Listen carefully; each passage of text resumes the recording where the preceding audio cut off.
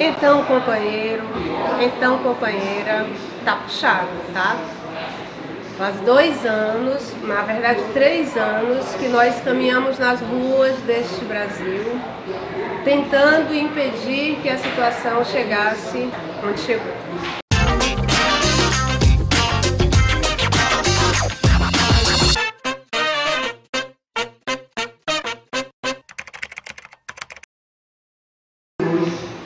Estamos agora diante de um 1º de maio, um dia que estamos acostumados a festejar o trabalho, homenagear grandes lideranças trabalhistas ao longo do tempo. Você sabe que essa data é a comemoração de um dia de um protesto vigoroso, ainda no século XIX, nos Estados Unidos, que levou às conquistas, ao começo das conquistas que hoje a gente recebeu da história, e aqui no Brasil também fruto de muita luta, mas que nunca caíram do céu não. Sua folga, esse feriado inclusive, né? A folga remunerada, as férias, o 10º, todas as garantias referentes à salubridade ou não. Portanto, é um dos poucos feriados que se chama de feriado universal. Ele tem uma relação direta com o movimento de trabalhadores, claro, e com as conquistas que esses movimentos foram tentando obter ao longo do tempo. Desde o século passado, por exemplo, havia jornadas de trabalho chamadas extenuantes. Crianças de até 16 anos poderiam trabalhar 16 horas por dia. E até crianças de 12 anos trabalhavam até 10 horas por dia. Não havia repouso semanal remunerado, não havia salário mínimo. A greve, em grande parte, era considerada um crime. Então, o 1º de maio aparece no âmbito dessa conquista, de uma conquista para todos. Ou seja, no entendimento de que não há como se viver no mesmo espaço social, na mesma cidade, pessoas em situação de extrema miséria, um número bem maior de pessoas nesta situação e um pequeno número de pessoas na opulência. Evidentemente, essas conquistas dos trabalhadores, elas não vieram pacificamente. Foram conquistas produto de muitas lutas e às vezes até de guerras e, sobretudo, de movimentos mais violentos, como foi a Comuna de Paris, como foram os outros movimentos que nós tivemos a partir de 1848, culminando com a Revolução Russa de 1917. Durante esses anos que nós temos agora para trás, muitas vezes quando a gente ia às ruas, a gente ouvia das pessoas que elas não podiam perder um dia de trabalho para ir às ruas. Quando a gente fez greve, quando a gente fez manifestação para impedir o golpe que depois é presidenta, para impedir a PEC dos gastos, que a gente chamou de PEC do fim do mundo, para impedir a reforma trabalhista, para impedir a reforma da Previdência, para impedir a condenação do presidente Lula, para impedir a prisão do presidente Lula.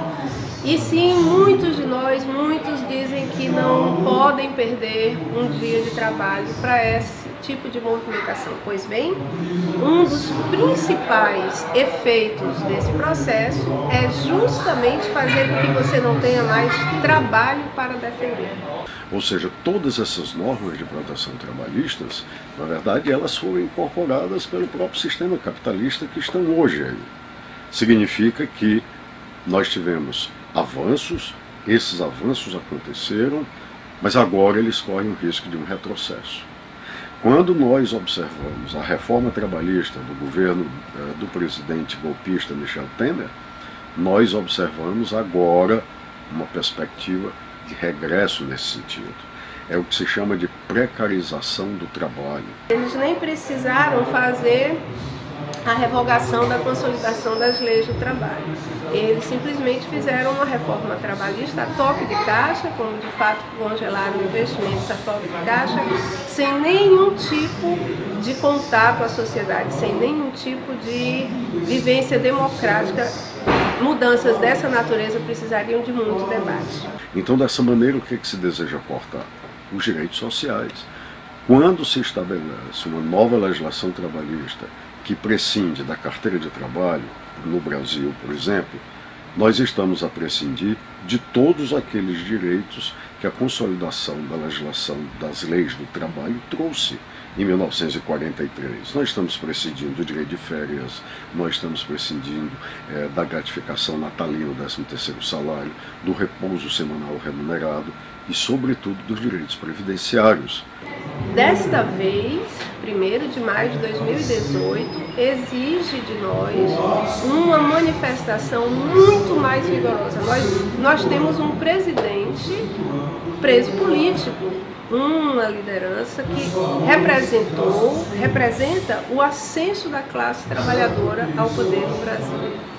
E representa também o sucesso de uma governança que foi inclusiva, que foi voltada para os interesses dos mais pobres, que fez uma pequena revolução na vida de milhões de brasileiros que nunca tiveram acesso à universidade, que não tinham luz, que não tinham comida. O Brasil saiu do mapa da fome. Por isso que eu acho que é importante, aqui em Fortaleza, por exemplo, que todos participem do 1º de maio, a partir das 9 horas da manhã, no ginásio da Parangaba. É uma data que merece ser comemorada sempre. É uma data importante para nós, é uma data de cidadãos, é uma data de homens e mulheres que não só querem ter uma vida digna, como querem que as gerações que os sucederão também tenham essa mesma boa qualidade de vida. Aquela obrigação moral e política que é por nós, é pela manutenção dos nossos direitos, mas é sobretudo pelo futuro comum dos nossos filhos, dos nossos netos. E também é uma lembrança da luta de todos aqueles que deram, em muitos casos, a vida para que nós gozássemos de alguns privilégios, de alguns direitos, com que a gente fosse incluído dentro de um estado minimamente de bem-estar social. Portanto, dia 1º de maio de 2018 é Rua Lula Livre.